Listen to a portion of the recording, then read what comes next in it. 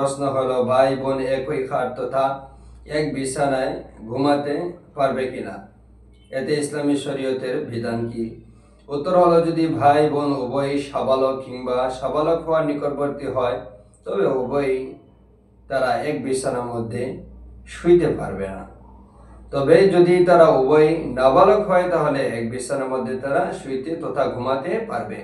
আল্লাহ বলেন, ওয়াকুল লিল মুমিনাতি ইয়াগদুদনা মিন আবসারিহিন্না ওয়া ইয়াহফাজনা ফুরুজাহুন।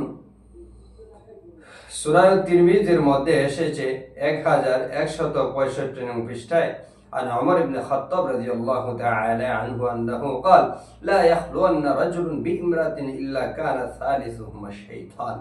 এছাড়াও মুসনাদে আহমদ সহ বিভিন্ন হাদিসের কিতাব থেকে এটা বুঝে আসে যে যখন ছেলে বড় হয়ে যাবে, মেয়ে বড় হয়ে যাবে, তারা আলাদা বিছানার মধ্যে ঘুমাতে হবে, আলাদা বিছানার মধ্যে শুইতে হবে।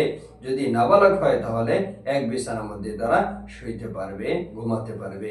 আল্লাহ পাক রব্বুল আলামিন আমাদেরকে দ্বীন শরীয়ত মেনে চলার তৌফিক দান।